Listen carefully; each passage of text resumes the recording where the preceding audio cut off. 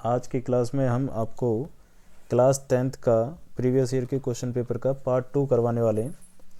Part 1 में हमने question number 5 तक आपको क्वेश्चंस करवा दिए थे और इस वीडियो में हम क्वेश्चन नंबर 6 से आपके क्वेश्चंस स्टार्ट करेंगे। तो चलिए देखते हैं क्वेश्चन नंबर 6। क्वेश्चन क्या कह रहा है, find the rational number between √2 and √3। तो क्वेश्चन कह रहा है कि रैशनल नंबर फाइंड करना है आपको √2 और √3 के बीच की।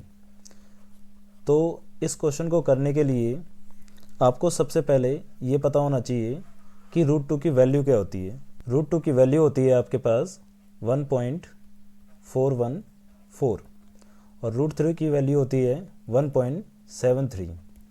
तो रैशनल नंबर क्या होता है? रैशनल नंबर होता है जो कि P/Q की फॉर्म में नंबर होता है, ठीक है ना। आपको कोई एक ऐसा नंबर फाइंड करना है जो कि P/Q के फॉर्म में हो और √2 से लेकर √3 के बीच में हो।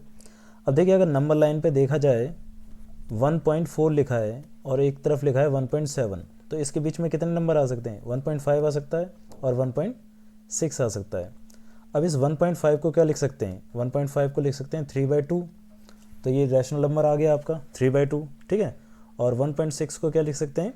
1.6 को लिख सकते हैं 16/10 यानी कि 8/5। तो 8/5 भी क्या आ गया आपका? Rational number. के बीच में आपको एक नंबर फाइंड करना था, फाइंड अ रैशनल नंबर, जिसमें हमने दो नंबर फाइंड करके दिखा दिए। एक 3/2 हो जाएगा और एक हो जाएगा आपका 8/5, ठीक है। चलिए देखते हैं अगला क्वेश्चन। क्वेश्चन नंबर 7 कह रहा है, find the HCF of 1260 and 7344 using Euclid algorithm. तो HCF फाइंड करना है आपको 1260 का और 7344 का। चलिए देखते हैं क्वेश्चन नंबर 7। 1260 और 7344 और हमें इसका जो HCF फाइंड करना है वो करना है यूक्लिड डिवीज़न मेथड से। यूक्लिड डिवीज़न मेथड ये कहता है कि अगर आप किसी को भी डिवाइड करोगे तो वो A = BQ + R की फॉर्म में आएगा, ठीक है, जिसमें R क्या होता है? आपका रिमाइंडर होता है, Q क्वोशिएंट होता है, ठीक है। अब सबसे पहले हमें यूक्लिड डिवीज़न लेमा से इसे फाइंड करने के लिए जो आपका लार्जेस्ट नंबर होता है उसे पहले लिखते हैं और लार्जेस्ट नंबर को डिवाइड करते हैं स्मॉलेस्ट नंबर से, यानी कि 1260 से।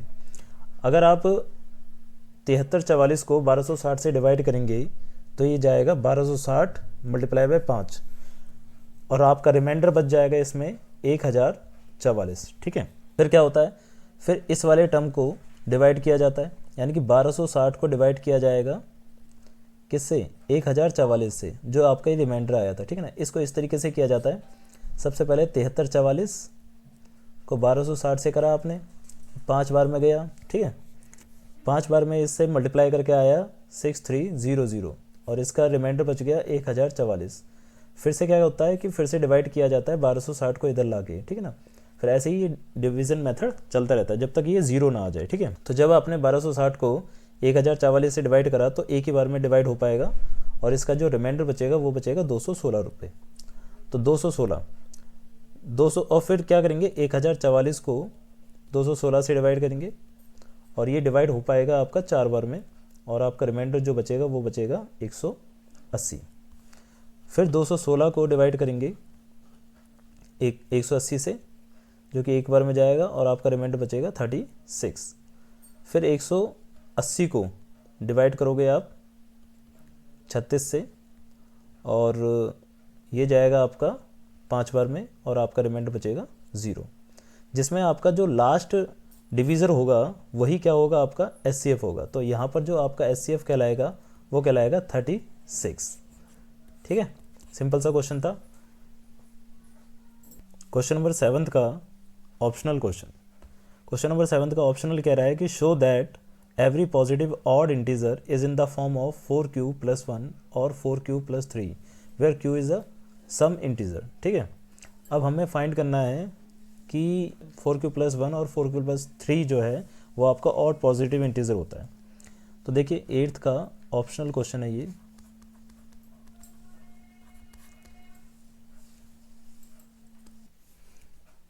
अब देखिए 4q प्लस 1 और 4q प्लस 3 को ऑड पॉजिटिव इंटीजर हमें प्रूफ करना है, ठीक है।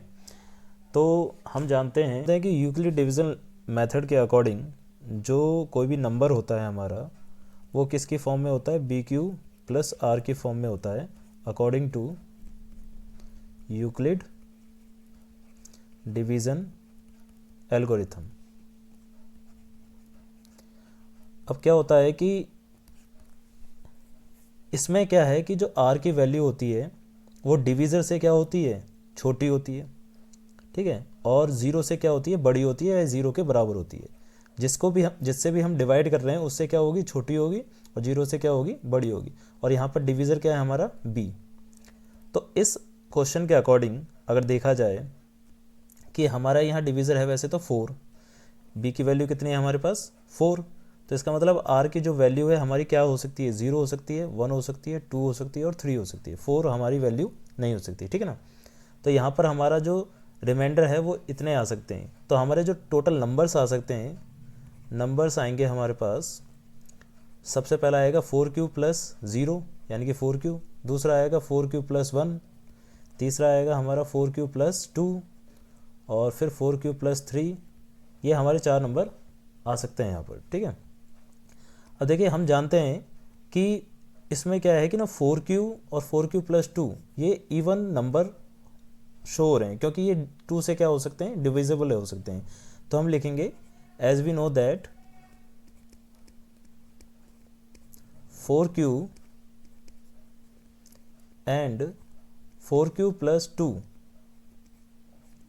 are divisible by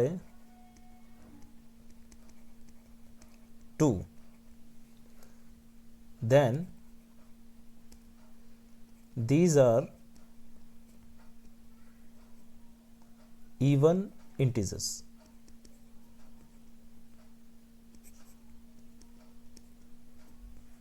ठीक है, बट इसमें क्या है कि ये जो हमारा 4q प्लस 1 है और 4q प्लस 3 है ये हमारे ऑड पॉजिटिव इंटीजर हैं क्योंकि ये 2 से डिवाइड नहीं हो सकते। तो हम लिखेंगे but 4q plus 1 and 4q plus 3 are not divisible by 2, then these are odd positive integers। ठीक है, इस क्वेश्चन में बस हमें इतना ही करना था, हमें बस इतना बताना था कि 4q प्लस 1 और 4q प्लस 3 जो होते हैं हमारे ऑड पॉजिटिव इंटीजर होते हैं, ठीक है। तो ये आप स्टेटमेंट समझ लेना और इसी को लिख देना, तो यही हो जाएगा आपका आंसर, ठीक है। तो चलिए देखते हैं अगला क्वेश्चन, ठीक है। क्वेश्चन नंबर 8, क्वेश्चन नंबर 8 ये कह रहा है आपसे which term of the AP 3, 15, 27, 39 will be 120 more than it's 31st term. AP लिखिए आप, AP क्या है आपके पास, AP है, फाइंड करना है। अब आपको इसमें फाइंड करना है A21 प्लस 120, ठीक है। A21 प्लस 120 फाइंड करना है कि इसका कौन सा टर्म आप, मतलब इसकी कौन सी वैल्यू n है। तो इसके लिए आप क्या करोगे, इसको लास्ट टर्म एज्यूम करोगे और लास्ट टर्म का मतलब होता है an। तो यानी कि आप A21 प्लस 120 को an एज्यूम कर लेंगे। तो an equal to A21 plus 120। अब an का formula a plus n minus 1 into D और A21 का मतलब है a plus 20d plus 120। a से a कैंसिल हो जाएगा आपका, n माइनस 1 और d कितना है आपके पास यहाँ पर 12, ये हो जाएगा d equal to A2 minus A1 यानी कि 15 माइनस 3 12 और यहाँ पर हो जाएगा 20 इंटू 12 प्लस 120, ये हो जाएगा n minus 1 into 12 equal to ये हो जाएगा आपका 240 प्लस 120। अब 240 और 120 हो जाएगा आपका 360, ये आपका कैंसिल हो जाएगा 30 बार में, तो n की वैल्यू आ जाएगी आपके पास 31। तो 31st टर्म आपका ऐसा होगा जो कि 21 टर्म से 120 ज़्यादा होगा। ठीक है, बहुत ही सिंपल सा क्वेश्चन था। चलिए देखते हैं अगला क्वेश्चन। अगला क्वेश्चन, क्वेश्चन नंबर 8 का ऑप्शनल क्वेश्चन। क्वेश्चन कह रहा है if S N the sum of the first N terms of an A P is given by S N equal to 3n² minus 4n, find the nth term. देखिए बहुत बढ़िया question है ये। Question ये कह रहा है कि आपको एस एन दे रखा है, 8th का ऑप्शनल क्वेश्चन है ये। क्वेश्चन में आपको एस एन की वैल्यू दे दी है, एस एन की वैल्यू दे रखी है आपको 3n² minus 4n, 3n² minus 4n, और क्वेश्चन कह रहा है find the nth term, find the nth term. कि इस क्वेश्चन को समझने से पहले आप ये चीज़ समझिए कि अगर आपको कभी भी टर्म पूछा जाए और सम दे रखा है तो क्या करते हैं। जैसे कि अगर आपको क्वेश्चन बोले कि a2 निकालना है, तो a2 के लिए sn दे रखा है, तो क्या करेंगे, सबसे पहले आप s2 निकालेंगे और s1 से माइनस कर देंगे, यानी कि a2 का फॉर्मूला होता है s2 माइनस s1। ऐसे ही अगर आप a10 निकालोगे तो उसका फॉर्मूला होता है s10 माइनस s9, यानी कि जो संख्या निकाली जा रही है वो वाला सम पिछले वाले सम में से क्या कर देना है, माइनस कर देना है।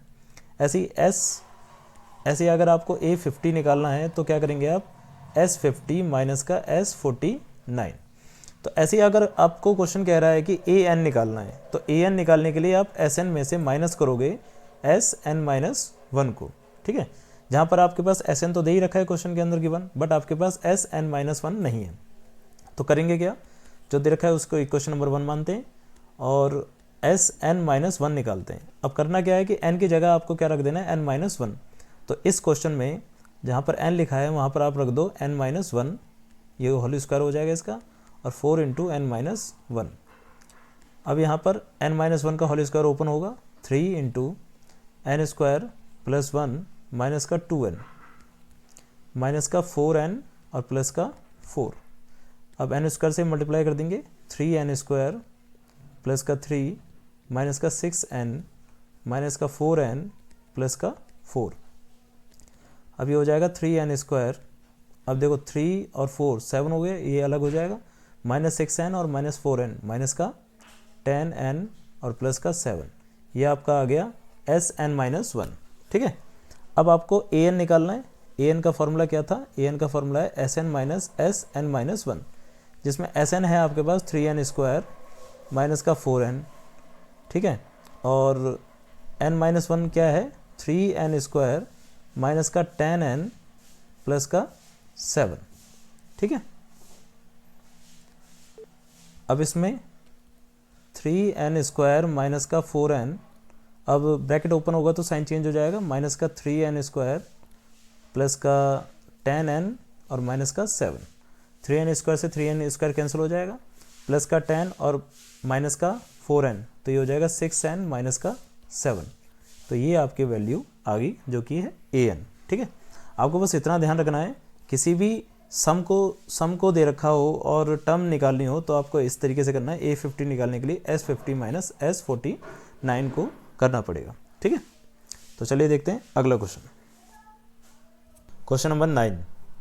क्वेश्चन नंबर 9 कह रहा है कि find the ratio in which the segment joining the point 1 minus 3 and 4 5 is divided by x axis. Question कह रहा है कि एक लाइन सेगमेंट है जो कि 1 माइनस 3 और 4 5 से जा रहा है। ठीक है, तो देखो आपके पास एक लाइन सेगमेंट है जो कि 1 माइनस 3 और 4 5 से पास कर रहा है, और ये डिवाइड जो कर रहा है वो एक्स एक्सिस के द्वारा कर रहा है।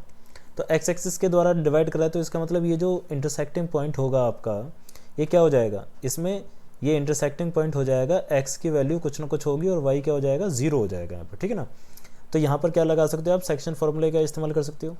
अब क्वेश्चन कह रहा है find the ratio, ratio find करने के लिए कहा है आपसे। ठीक है,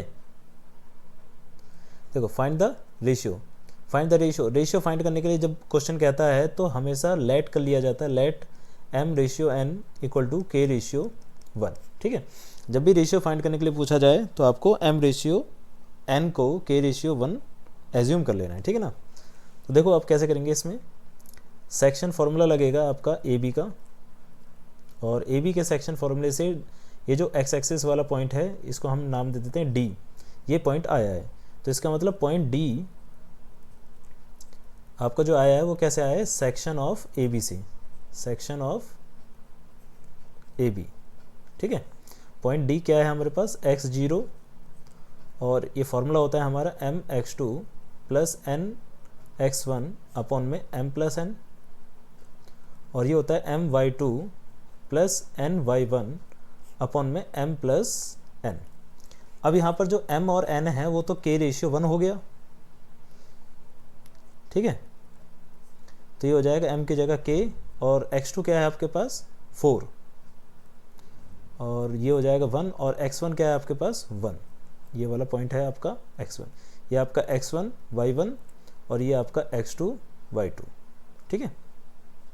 डिवाइड बाय k प्लस 1, और m हो जाएगा k, और y2 है आपके पास कितना 5, n है 1, और y1 है आपके पास माइनस का 3, और ये हो जाएगा। अब इसमें क्या करना है आपको, कंपेयरिंग बोथ साइड करना होगा। कंपेयर क्यों करना है, देखो यहाँ पर जो y की वैल्यू है वो तो हमारे पास पता है ना कि ये y की वैल्यू किसके बराबर है, 0 के बराबर है। तो कंपेयरिंग बोथ साइड, तो इसमें होगा क्या कि 0 जो है वो हो जाएगा 5k माइनस 3 अपॉन में k प्लस 1 के बराबर।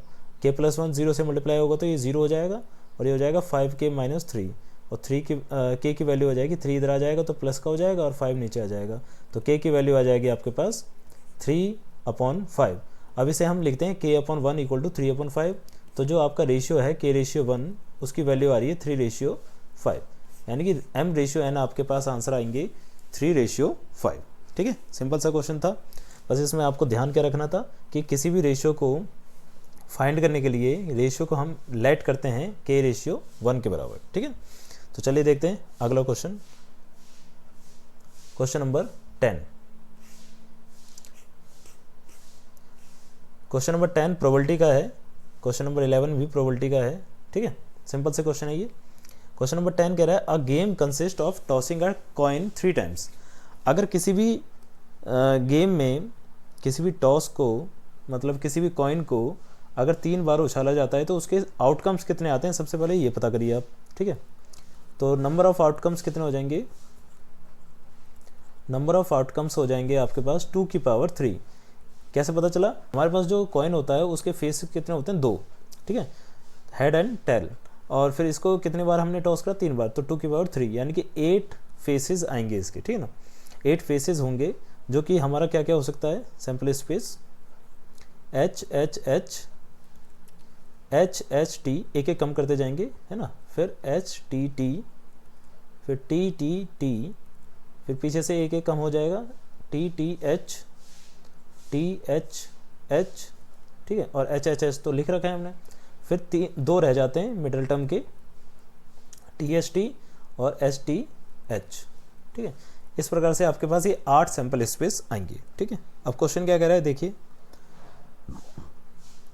If getting the same result in all the tosses is a success. अगर एक जैसे मतलब रिजल्ट आ रहा है तो वो सक्सेस हो जाएगी। सक्सेस इसका मतलब क्या है, हेड हेड हेड और टेल टेल टेल एक जैसे आते हैं तो उस टाइम हमारे पास सक्सेस हो जाएगी। अब क्वेश्चन कह रहा है find the probability of losing the game. तो probability of losing the game बहुत ही सिंपल हो गया, तो भाई प्रोबेबिलिटी निकालनी है लूजिंग द गेम। तो गेम कब हारोगे, यानी कि जब सक्सेस नहीं होगी। सक्सेस कब हो रही है हमारी, एच एच एच पर और टी टी टी पर, तो बाकी जो 6 जगह हैं उन पे हमारी सक्सेस नहीं हो रही है ना, तो लूज द गेम उन्हीं पे हो जाएगा। तो फेवरेबल आउटकम्स कितने 6 और टोटल आउटकम्स कितने 8, तो ये 2 से जाएगा 3 बार में और 2 से जाएगा 4 बार में, तो आपका आंसर आ जाएगा 3/4 आंसर, ठीक है। मतलब इस गेम को हारने की जो प्रोबेबिलिटी है आपकी वो क्या है 3/4 यानी कि 75%, ठीक है। बहुत सिंपल सा क्वेश्चन था, ठीक है। देखते हैं अगला क्वेश्चन। क्वेश्चन कह रहा है डाई इज थ्रो वंस। एक डाई को एक बार उछाला गया तो सैंपल स्पेस कितने बनेंगे आपके 6 बनेंगे। Find the probability of getting the number is a prime number, ठीक है। बहुत सिंपल सा क्वेश्चन है ये। सैंपल स्पेस आपके कितने हो जाएंगे 1 2 3 4 5 6। अब प्राइम नंबर इसमें से क्या क्या होते हैं, देखो प्राइम नंबर जो होते हैं बच्चे यहाँ थोड़ा सा गलती कर देते हैं, 1 को भी प्राइम नंबर ले लेते हैं। ध्यान रखना 2, 3 और 5 आपके क्या हैं, यहाँ पर प्राइम नंबर है। तो प्रोबेबिलिटी ऑफ प्राइम नंबर क्या हो जाएगा, फेवरेबल आउटकम्स 3 और टोटल आउटकम्स 6, तो इसकी प्रोबेबिलिटी हो जाएगी 1/2। सिंपल, ठीक है। नेक्स्ट क्या कह रहा है, lie between 2 and 6, lie between 2 and 6, तो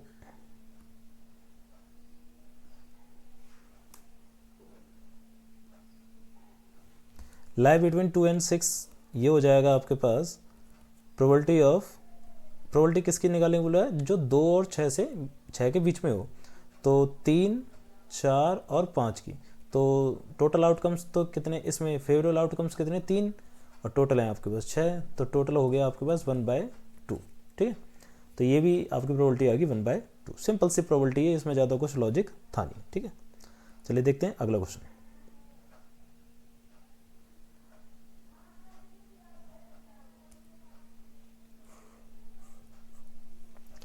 क्वेश्चन नंबर 6 सेक्शन बी का ये लास्ट क्वेश्चन है। Question number 12, find C if the system of the equation cx + 3y + 3 - c = 0 और 12x + cy - c = 0 has infinitely many solution.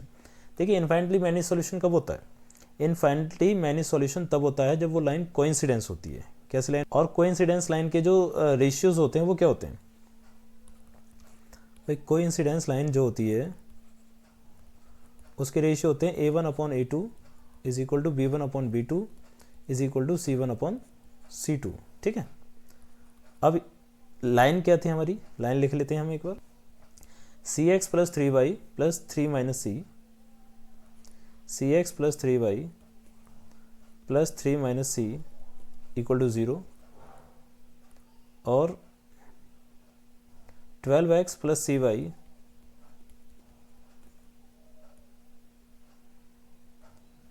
c = 0। अब देखिए हमें करना क्या है, हमें a1/a2 = b1/b2 = c1/c2 करना है। ठीक है, उससे हमें c की वैल्यू पता चल जाएगी। सिंपल सा क्वेश्चन है, बहुत ही सिंपल है, इसमें कुछ ज़्यादा नहीं करना। अब देखिए आपके पास a1 क्या है, a1 है आपके पास c, क्योंकि हमारी इक्वेशन कैसी होती है, a1x + b1y + c1 = 0 और a2x + b2y + c2 = 0। a1 है हमारे पास c और a2 है हमारे पास 12, b1 है हमारे पास 3 और b2 है हमारे पास c, c1 है हमारे पास 3 - c और c2 है हमारे पास -1। अब इसमें से ना किसी दो को ही कंपेयर करके, मतलब इक्वल करके आपका आंसर आ जाएगा। इन दोनों को ले लेते हैं, ठीक है ना। तो c/12 = 3/c, ये हो जाएगा आपका c² = 36 और सिंपल सा आंसर आ गया c = ±6। ठीक है, क्योंकि 36 किसका स्क्वायर होता है, 6 का। ठीक है, तो आपका आंसर आ गया 6। तो बहुत ही सिंपल से क्वेश्चन थे, ज़्यादा टफ क्वेश्चन नहीं थे। तो इस वीडियो को भी आप सही से देखें, समझें क्वेश्चनों को, और जो हमने पिछली वीडियो बनाई थी उसको भी सही से समझें। अगली क्लास में हम सेक्शन सी के क्वेश्चंस लाएंगे। जब तक आप इस वीडियो को देखते रहें और समझें। ठीक है, तो चलिए मिलते हैं अगली वीडियो में नए क्वेश्चनों के साथ।